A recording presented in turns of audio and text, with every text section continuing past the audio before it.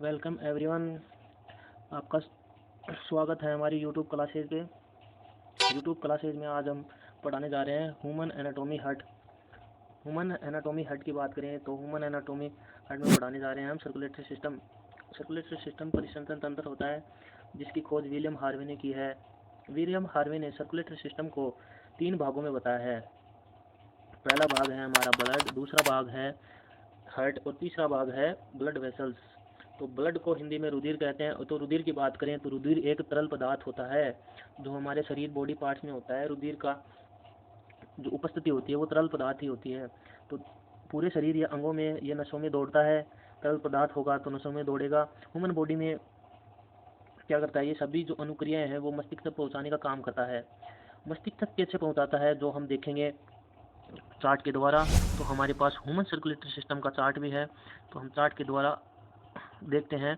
तो human body में क्या करता है, ह्यूमन बॉडी में जो ब्लड होता है, ये देखिए ये ब्लड है, ये तो है ऑक्सीजन रहित होता है, ये CO2 यानी ये अपशिष्ट हो चुका है और ये शुद्ध होता है। ये शुद्ध ब्लड जो होता है वो हार्ट पंप करता है माइंड तक, और माइंड में जो CO2 है वो वापस हार्ट तक आती है। फिर हार्ट इसको प्योर करता है, प्योर करके इसको ब्लड में वापस भेज देता है। तो ये ऑक्सीजन युक्त होता है, ये जो ब्लड है रेड वाला जो ऑक्सीजन युक्त होता है, और ये जो CO2 युक्त होता है जो ब्लू वेसल्स में दिखाया गया है। ब्लू वेसल्स वाली जो नलिकाएं हैं वो सारी CO2 युक्त ब्लड है, और इस ब्लड को प्योर करके हार्ट बाकी सभी अंगों तक पहुंचाने का काम करता है। ये देखो, ये लंग्स के द्वारा ऑक्सीजन ग्रहण करता है और लंग्स के द्वारा ही ऑक्सीजन को बाहर निकालता है। तो ये सारी जो क्रिया होती हैं वो ब्लड के द्वारा ही होती है। अगर ब्लड हमारी बॉडी में ना हो तो ये ऑक्सीजन और CO2 की आने जाने की क्रियाएं ना होती। तो आगे हम देखें तो सेकंड जो हम देखते हैं, रुधिर हमने देख लिया है। रुधिर और भी बातें हैं रुधिर के बारे में, जैसे हम देखते हैं रुधिर होता है हीमोग्लोबिन। रुधिर में हीमोग्लोबिन के कारण इसमें रेड रंग पाया जाता है, और रेड रंग होने के कारण ही ये इसकी ब्लड की पहचान की जाती है। और ब्लड को जो बात करें तो ब्लड में हीमोग्लोबिन रेड रंग की पाई जाती है, लेकिन जो इसका जो तरल पदार्थ है वो वाटर के कारण पाया जाता है। वाटर हमारी बॉडी में 90 से 95% पाया जाता है। और ब्लड की हम अगर मात्रा ज्ञात करें कि ब्लड हमारी बॉडी में कितना पाया जाता है, वो 5 से 6 लीटर पाया जाता है। और ब्लड का जो pH हम ज्ञात करें तो ब्लड का pH 7.4 पाया जाता है जो क्षारीय होता है। दूसरा पार्ट करते हैं हम हार्ट। हार्ट की बात करें तो ये संकुचनशील अंग है, यानी लब डब करने वाली संरचनाएं पाई जाती है। लब डब करने वाली वॉइस भी पाई जाती है इसमें। जो संकुचनशील अंग इसलिए बताया गया है क्योंकि ये धड़कता है, बार बार धड़कता है, तो वो संकुचनशील वाली ऑर्गन कहलाता है। तो इस हट की हम बात करते हैं तो हट में 4 कोष्ठक होते हैं, 2 दाएं होते हैं, 2 बाएं होते हैं, 2 आलिन और नीले दोनों भागों में पाए जाते हैं। ऊपर 2 आलिन पाए जाते हैं, नीचे 2 नीले पाए जाते हैं, जिसमें बायां आलिन और दायां आलिन और दायां नीले और बायां नीले 4 भाग पाए जाते हैं। तो 4 कोष्ठक बताए गए हैं। हृदय जो होता है 1 मिनट में 72 बार धड़कता है, और धड़कन जो होती है वो महसूस होती है। वो जो लबडब में जो आवाज़ आती है वो हृदय की होती है। तो तीसरी बात करें हम रुधिर वाहिनियाँ। हम जो बात कर रहे हैं रुधिर की और हृदय की, ये इतने में ही समाहित नहीं है, इसकी बातें हम और भी करेंगे, वो आगे जाकर करेंगे। विलियम हार्वे ने इनको व्याख्या में समझाया है। तो हम पहले ब्लड की बात कर लेते हैं, रुधिर वाहिनियों की हम आगे जाके बात कर लेंगे। तो हम नेक्स्ट पार्ट पे चलते हैं। ये देखिए, अभी बताया था मैंने ऑक्सीजन O2 रही तो ये रेड वेसल्स पाए जाते हैं, और CO2 युक्त ये ब्लू वेसल्स पाए जाते हैं। तो ब्लू वेसल्स ये हार्ट के द्वारा ही सारा क्रिया होती है। हार्ट सीधा ऑक्सीजन ये CO2 को फेफड़ों तक पहुंचाता है, और फेफड़े ऑक्सीजन रहित ब्लड को ये हार्ट तक पहुंचाती है, और हार्ट इसको पंप करता है पूरी बॉडी ऑर्गन तक। तो हम इसकी आगे जाके बात करते हैं। देखो, ब्लड ब्लड ट्रांसपोर्ट ऑक्सीजन भी करता है और कार्बन डाइऑक्साइड भी करता है। ब्लड सेल्स डिलीवर न्यूट्रिशन भी करते हैं, हार्मोन्स भी करते हैं। यानी जो हमारे पोषक तत्व हैं पूरी ह्यूमन बॉडी में जो होता है वो ब्लड के द्वारा ही होता है। और अपशिष्ट पदार्थों को बाहर निकालना भी ब्लड के द्वारा होता है, जो हमारे फेफड़ों से नासिका द्वार होकर अपशिष्ट पदार्थों की निष्कासन होता है, और पोषक तत्वों का हमारे मांस से ग्रहण करके उसका पोषण करके।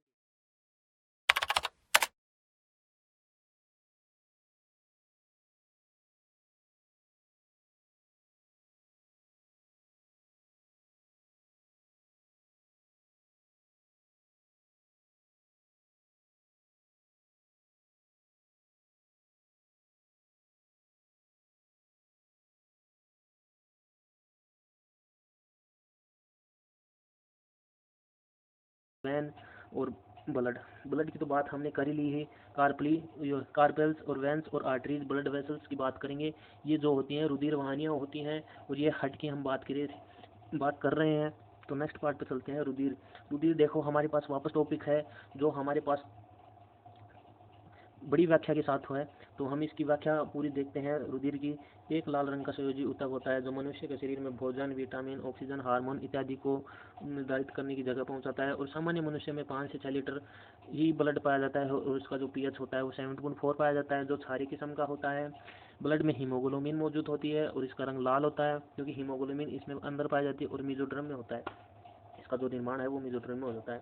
और रुधिर का जो होता है वो टू टाइप्स भी होते हैं, जो एक तो होता है आरबीसी में, दूसरा होता है डब्ल्यूबीसी में। आरबीसी रेड कणिका होती हैं और डब्ल्यूबीसी वाइट कणिका होती हैं। और आरबीसी की हम बात करें तो इसका आकार चपटा होता है और केंद्रक नहीं पाया जाता है। आयु 120 दिन की पाई जाती है। लाल रक्त कणिकाओं आरबीसी का जो होता है प्लीहा में नष्ट होते हैं क्योंकि प्लीहा को आरबीसी का कब्रिस्तान कहा जाता है।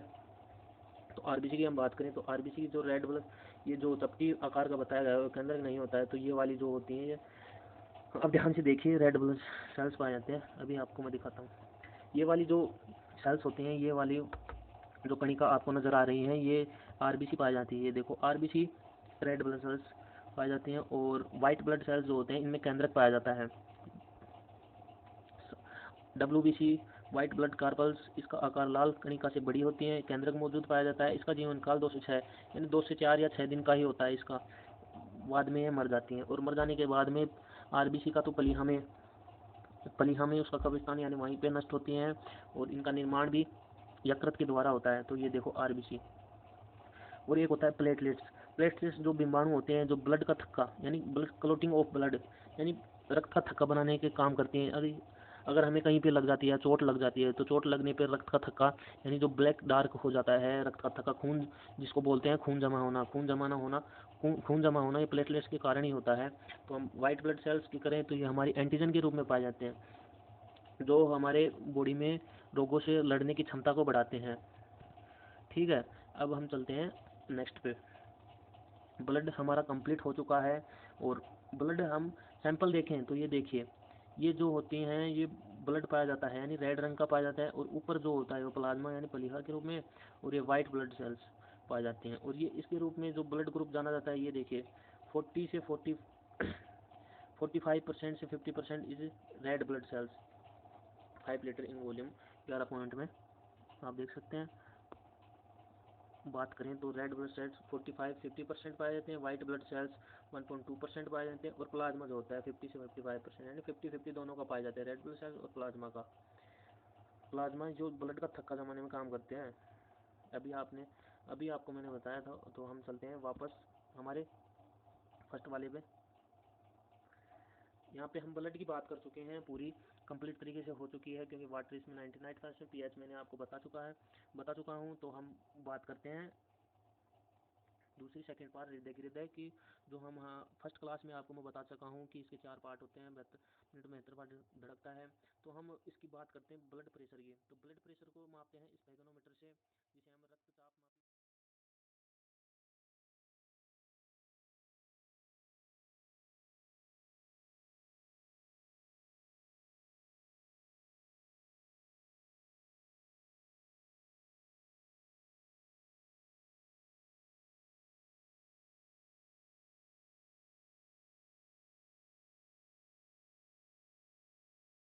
खुद को कूल रखिए, तो इसकी हमें बताता है। तो हम बात करते हैं अब रुधिर वाहिनियों की, ब्लड वेसल्स की। तो तीसरी रुधिर की और हृदय की हम बात कर चुके हैं।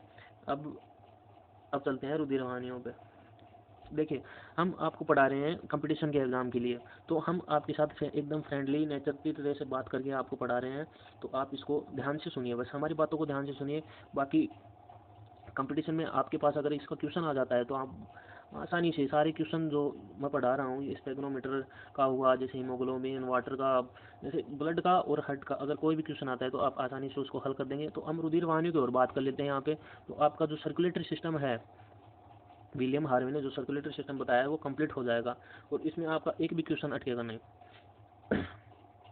एक भी क्वेश्चन तो आपका गलत होने की संभावना होगी नहीं, ये सोच लो। तो हम बात करते हैं रुधिर वाहिनियों की। रुधिर वाहिनी एक प्रकार की नलिका होती है जो खून को यानी ब्लड को सभी अंगों तक पहुंचाने का काम करती है, जिससे मनुष्य जो शरीर की सारी क्रियाएं यानी सामान्य क्रियाएं भी सामान्य क्रियाओं को संपूर्ण करने में कार्य करता है।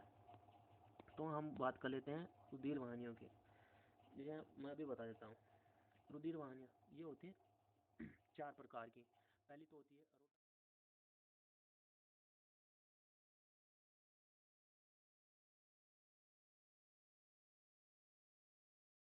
होती है पल्मोनरी वैन, जिसे फुफ्फुसीय शिरा कहते हैं।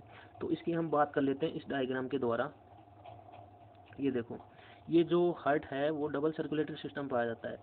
जो ह्यूमन बॉडी में सर्कुलेटरी सिस्टम पाया जाता है वो डबल प्रकार का पाया जाता है, यानी डबल सर्कुलेटरी सिस्टम होता है, यानी 2 बार रक्त का परिवहन होता है, जिसे हम डबल सर्कुलेटरी सिस्टम कहते हैं। रक्त का 2 बार परिवहन होना, रक्त का 2 बार परिवहन होना, मैं अभी आपको बता देता हूँ कि 2 बार परिवहन रक्त का कैसे होता है और 2 बार परिवहन में क्या क्या होता है। एक में तो अपशिष्ट पदार्थों को बाहर निकाला जाता है और दूसरे में होता है अपशिष्ट पदार्थों को अंदर किया जाता है, यानी अंगों तक पहुंचाया जाता है और फिर अंगों से अपशिष्ट पदार्थों को बाहर निकाला जाता है ब्लड के द्वारा। तो वो क्रिया अभी मैं आपको बता देता हूँ। ये देखिए, पहले हम लंग्स पे आते हैं। लंग्स से ब्लड आता है हार्ट के द्वारा। हार्ट के द्वारा जो होती है पल्मोनरी आर्टरी। पहले तो इसमें अंगों के द्वारा ब्लड आ जाता है, वेना कावा राइट एट्रियम में ब्लड पहुंचा देती है CO2 युक्त। अभी मैंने बताया था ब्लू जो वेसल्स होती हैं वो CO2 युक्त होती हैं और रेड जो वेसल्स होती हैं वो O2 युक्त होती हैं। तो CO2 युक्त ब्लड जो होता है वो आर्टरी में पहुंच जाता है, फिर आर्टरी से वेंट्रिल राइट आर्टरियम से लेफ्ट जो राइट ओट्रियम से राइट वेंट्रिकल में जाता है। तो वेंट्रिकल से ब्लड जो सीधा होता है वो फेफड़ों में जाता है। ये देखो, पल्मोनरी आर्टरी द्वारा फेफड़ों में जाता हुआ लंग्स में पहुंच जाता है। अब लंग्स में पहुंचने के बाद इसे पल्मोनरी जो वैन है, ये देखिए पल्मोनरी जो वैन है, ब्लड को ये CO2 युक्त आता है, फिर इसको जो प्योर करके ऑक्सीजन तो CO2 को तो बाहर निकाल दिया जाता है, ऑक्सीजन को इन कर लिया जाता है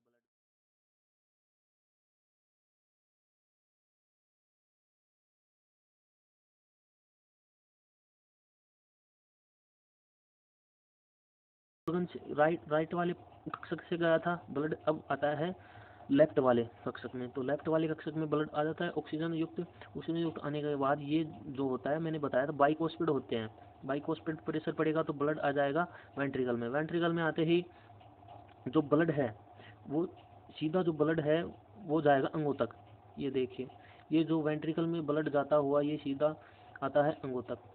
ये देखो, महाधमनी के द्वारा अरोटा के द्वारा सीधे अंगों तक पहुंचा जाता है ब्लड को पहुंचाने के बाद वापस से एक क्रिया होती है।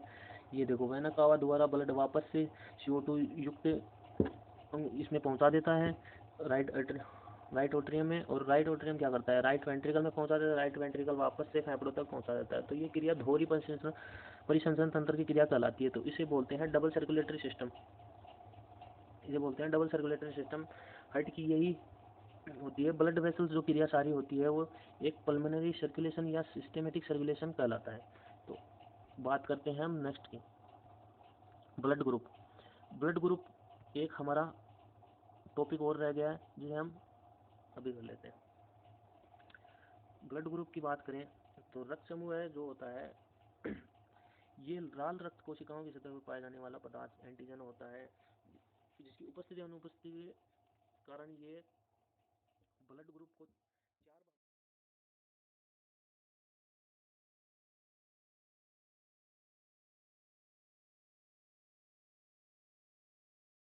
फोर्स, इसमें एक RH फैक्टर पाया जाता है A+ में और A negative, B+B negative, A+A negative, O positive, O negative. ये जो होता है O नेगेटिव जो होता है सार्वभौमिक होता है, जो ब्लड को सभी जो ब्लड ग्रुप के पाए जाते हैं, ब्लड ग्रुप वाले व्यक्ति हैं उनको ब्लड दे सकता है। तो बाकी जो O नेगेटिव है वो केवल O नेगेटिव से ही ब्लड ले सकता है, लेकिन जो O नेगेटिव है वो सारे ग्रुप जो A नेगेटिव, B नेगेटिव या फिर AB पॉजिटिव सभी को ये ब्लड दे सकता है, लेकिन ले नहीं सकता। तो इसकी बात यही है। और O नेगेटिव में RH फैक्टर नहीं पाया जाता है और बाकी सब ब्लड ग्रुपों में RH फैक्टर पाया जाता है। तो इसकी जो बात करें ब्लड ग्रुप में तो O सर्वदाता पाया जाता है। क्वेश्चन हर बार यही पूछता है कि सर्वदाता ब्लड ग्रुप कौन सा है। तो ओ का हमें पता चल गया, ब्लड ग्रुप का हमने बात कर ली। तो हमारा कंप्लीट होता है सर्कुलेटरी सिस्टम। सर्कुलेटरी सिस्टम आज हमारा कंप्लीट हो जाता है। तो विलियम हार्वे का जो सर्कुलेटरी सिस्टम है वो हमने आज कंप्लीट पढ़ लिया है। अब नेक्स्ट हम बात करेंगे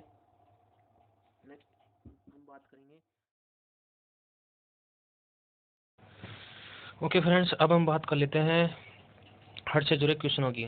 तो हार्ट से जुड़े क्वेश्चन की हम बात करते हैं तो हमारा पहला क्वेश्चन हम ले लेते हैं। तो पहला क्वेश्चन है हमारा, शरीर का है कौन सा अंग है जो कभी भी विश्राम नहीं लेता। देखिए, अभी हम हार्ट से जुड़ी बातें कर रहे हैं, कौन सा अंग होगा?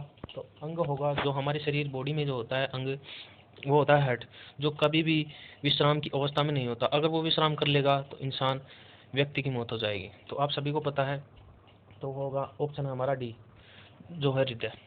तो दूसरा क्वेश्चन लेते हैं, हमारे सारे क्वेश्चन हृदय से जुड़े हुए हैं। तो हार्ट की क्लास हमने ली थी, तो उसके बारे में ही हम आगे क्वेश्चन कर रहे हैं। तो उसकी और क्लासेज मैं आगे दूंगा। सारे जो क्वेश्चन होंगे वो सारे हार्ट पे होंगे, और हार्ट से सारे क्वेश्चन जब हम नेक्स्ट क्लास में ले लेंगे तो हमारे जो क्वेश्चन की जो डाउट है एग्जाम में, एक भी क्वेश्चन हमारा हार्ट से जुड़ा हुआ गलत नहीं होगा। तो आगे हम देख लेते हैं क्वेश्चन नंबर 2। क्वेश्चन नंबर 2 है, लब डब वाली आवाज़ जो ध्वनि है किस क्रिया के कारण उत्पन्न होती है? लब डब वाली जो वॉइस मैंने बताई थी वो हृदय से जुड़ी हुई है। तो हृदय अगर पंप करेगा, ब्लड को पंप करेगा, तो उसमें लब डब की ध्वनि आती है। तो ध्वनि आती है तो किससे जुड़ी है? वो है हृदय से। तो आंसर होगा हमारा सी। ठीक है, तो नेक्स्ट क्वेश्चन पे चलते हैं। हृदय का नाम देखो, हृदय का काम पूछा है। हृदय का काम है रक्त को सभी अंगों तक पहुंचाना, और ब्लड भी कौन सा पहुंचाता है? ब्लड भी ऑक्सीजन युक्त पहुंचाता है जिसमें शुद्ध पोषक तत्व होते हैं। तो हमारा आंसर होगा ऊतकों को ऑक्सीजन पहुंचाना, ये भी गलत है। ऊतकों से कार्बन डाइऑक्साइड ले जाना, ये भी गलत है। अपशिष्ट द्रवों का उत्सर्जन, ये भी गलत है। रुधिर को शरीर के विभिन्न अंगों में पंप करना, ये आंसर एकदम सही है। तो ऑप्शन नंबर है डी। तो क्वेश्चन नंबर 4 पे चलते हैं। मनुष्य में रक्तचाप सामान्यतः कितना होता है? तो रक्तचाप सामान्यतः 120 बताया था मैंने। आरबीसी का जीवन काल 120 दिन होता है। उसी प्रकार से रक्तचाप भी थर्मो स्पेगोनोमीटर में देखें तो उसमें 120 से और 80 के मध्य में रखा जाता है। अगर किसी का बीपी नापा जाए तो वो 120 के मध्य, और 80 और 120 के मध्य रखा जाता है। क्वेश्चन नंबर नेक्स्ट पे चलते हैं। तो नेक्स्ट क्वेश्चन है हमारा, रक्तदाब का नियंत्रण कौन करता है? रक्तदाब का नियंत्रण कौन सी ग्रंथि करती है? तो वो हमारी होगी थायराइड ग्रंथि। ये तो हमारे गले में पाई जाती है। थाइमस ग्रंथि ये हमारे हृदय में पाई जाती है। पित्तपिंड कॉर्पस लुटियम, और हमारा आंसर ये भी नहीं है, ये भी गलत है, ये भी गलत है, ये भी गलत है। तो हमारा आंसर है एड्रेनलिन ग्रंथि, जो रक्तदाब का नियंत्रण करती है। अगर ब्लड प्रेशर किसी का होता है तो एड्रेनलिन ग्रंथि प्रभावी होकर उस ब्लड प्रेशर को कम कर देती है। ठीक है, और उसका नियंत्रण भी अधिवृक्क ग्रंथि करती है। शिरा और फेफड़ों से कौन सी शिरा फेफड़ों से हृदय में शुद्ध रक्त लाती है? शुद्ध रक्त कौन सी वेसल चलाती है, ये आपको देखना है। फेफड़ों से हृदय में शुद्ध रक्त ऑक्सीजन युक्त रक्त की बात कर रहे हैं। ऑक्सीजन युक्त रक्त हमारे जो दायां और बायां नीले की आलिंद की बात कर रहे हैं, दायां आलिंद और बायां आलिंद। बायां आलिंद से तो CO2 जाती है, और दाएं आलिंद में ऑक्सीजन युक्त ब्लड आता है। तो ऑक्सीजन युक्त कौन से तो वो होती है ऑक्सीजन कौन से फुफ्फुसीय शिरा से आती है? फुफ्फुसीय धमनी जो होती है वो तो CO2 युक्त रक्त ले जाती है, और जो फुफ्फुसीय शिरा है वो O2 युक्त रक्त लेकर आती है हृदय में। और O2 युक्त हृदय को महाशिरा ले जाती है, जो अंगों तक उसका ब्लड का आदान प्रदान करती है।